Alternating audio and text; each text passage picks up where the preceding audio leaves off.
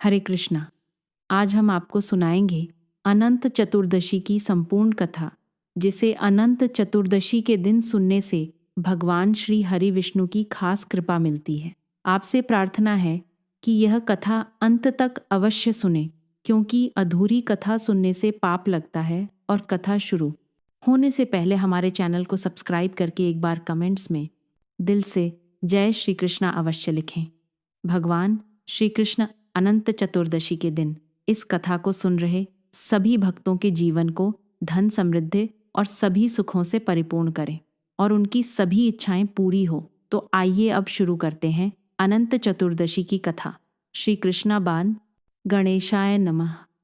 अनंत चतुर्दशी के व्रत का वर्णन शास्त्रों में बहुत ही खास तरीके से किया गया है और उसका विशेष महत्व बताया गया है। अनंत चतुर्दशी पर भगवान विष्णु के अनंत स्वरूप की पूजा होती है और हाथ में 14 गांठों वाला अनंत धागा बांधा जाता है। ऐसा करने से माँ लक्ष्मी प्रसन्न होती है और जीवन में धन धान्य सुख समृद्धि खुशहाली व ऐश्वर्य आता है। भाद्रपद माह के शुक्ल पक्ष के चतुर्दशी तिथि पर अनंत सुख देने वाला यह अनंत चतुर्दशी का व्रत किया जाता है। मान्यता है कि साल भर में इस दिन श्री हरि विष्णु की पूजा कर ली जाए तो 14 सालों तक अनंत फल की प्राप्ति होती है। अनंत चतुर्दशी पर पूजा के समय माह में भगवान विष्णु की पूजा के फल स्वरूप अनंत सूत्र बांधना चाहिए। इस सूत्र में भगवान विष्णु का वास होता है। अनंत चतुर्दशी पर अनंत सूत्र को भगवान विष्णु की पूजा करने के बाद बाह में बांधने से भक्तों का हर दुख और कष्ट भगवान विष्णु दूर कर देते हैं और सदैव उनकी रक्षा करते हैं, उनको सुख समृद्धि देते हैं। इस अनंत सूत्र में 14 गांठें होती हैं। ये 14 गांठें सृष्टि के 14 लोकों का प्रतीक होती हैं। अनंत चतुर्दशी की कथा के अनुसार एक बार महाभारत काल में युधिष्ठिर महाराज ने राजसूय यज्ञ किया। उस समय उनके यज्ञ मंडप का निर्माण तो सुंदर था ही अद्भुत भी था। यह यज्ञ मंडप इतना मनोरम था कि उसमें जल व थल की भिन्नता दिखाई ही नहीं देती थी। जल में स्थल तथा स्थल में जल की भांति दिखाई देता था। बहुत सावधानी करने पर भी बहुत से व्यक्ति उस अद्भुत मंडप में धोखा खा चुके थे। एक बार कहीं से टहलते टहलते दुर्योधन भी उस यज्ञ मंडप में आ गया और एक तालाब को स्थल समझकर उसमें गिर गया। द्रौपदी ने यह देखकर अंधों की संतान अंधी ऐसा कहकर दुर्योधन का उपहास किया। इससे दुर्योधन चिढ़ गया। यह बात उसके हृदय में बाण के समान लगी। उसके मन में द्वेष उत्पन्न हो गया और उसने पांडवों से बदला लेने की ठान ली। उसके मस्तिष्क में उस अपमान का बदला लेने के लिए विचार उपजने लगे।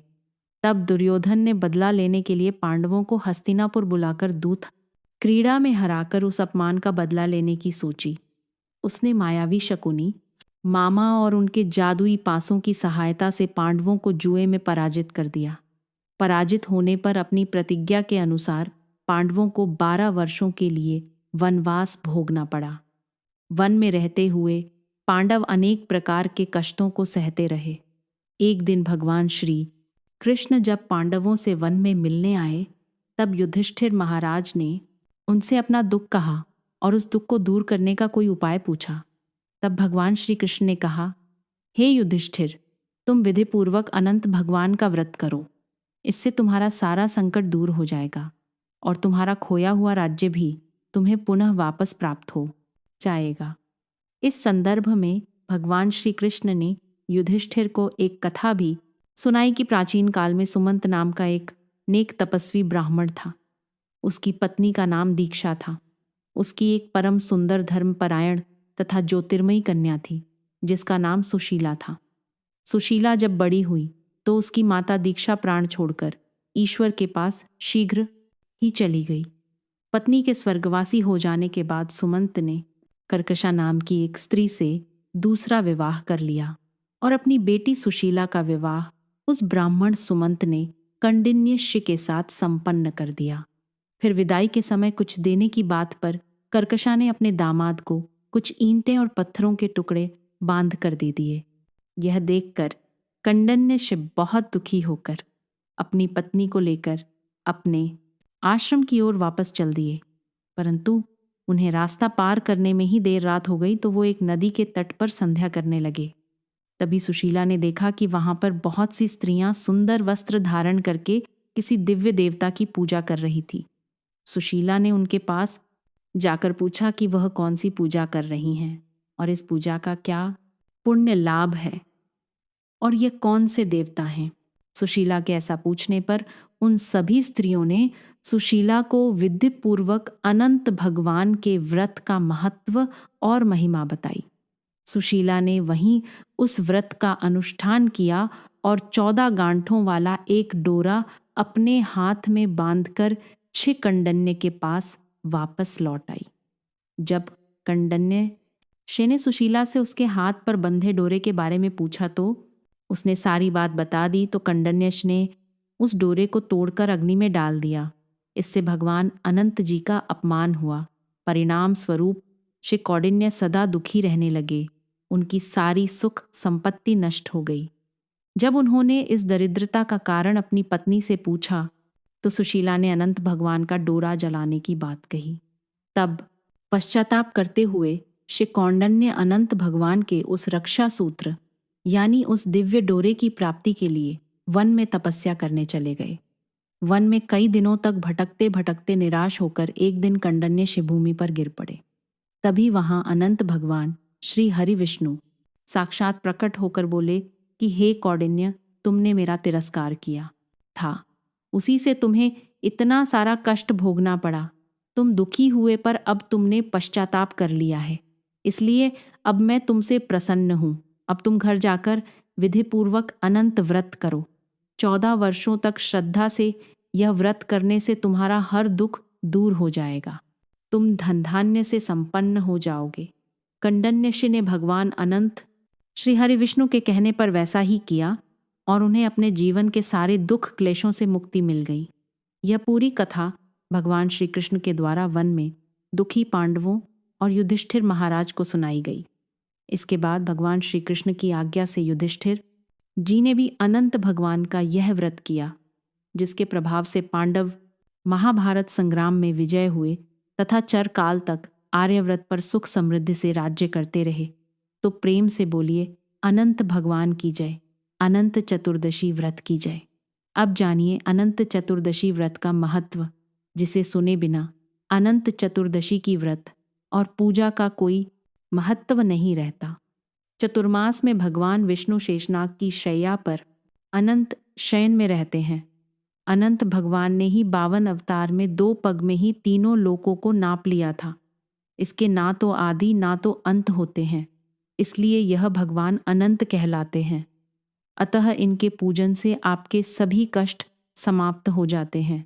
भगवान विष्णु के सेवक भगवान शेषनाग का नाम भी अनंत है।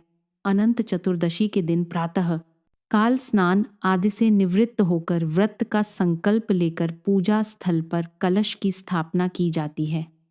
कलश पर अष्टदल कमल की तरह बने बर्तन में कुश से निर्मित अनंत की स्थापना करने के पश्चात एक धागे को कुमकुम, केसर और हल्दी से लगाकर अनंत सूत्र तैयार करें।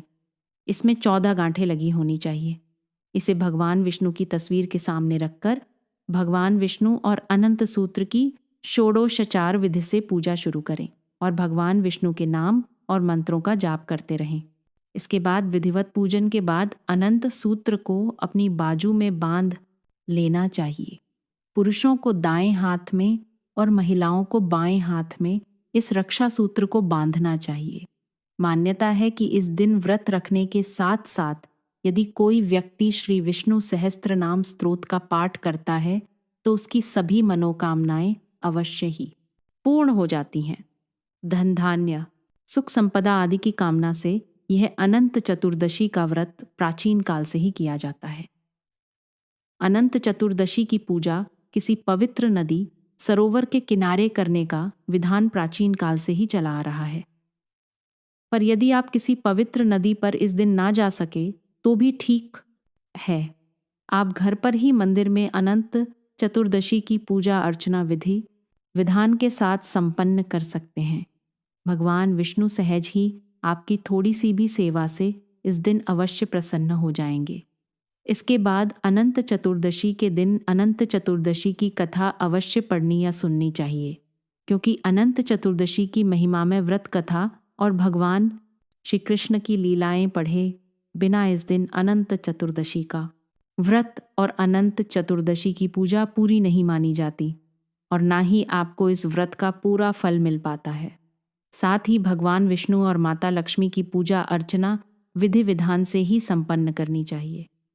अंत में श्री हरि विष्णु और माता लक्ष्मी के साथ में आरती करें, फिर ब्राह्मणों को भोजन कराएं। ब्राह्मणों को भोजन कराने के बाद परिवार के साथ मिलकर आप प्रसाद ग्रहण करें।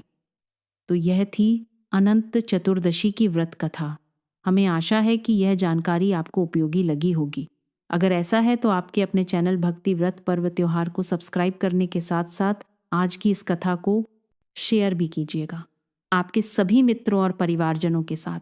भगवान शिव की कृपा आप और आपके परिवार पर सदैव बनी रहे, यही कामना हम करते हैं। धन्यवाद।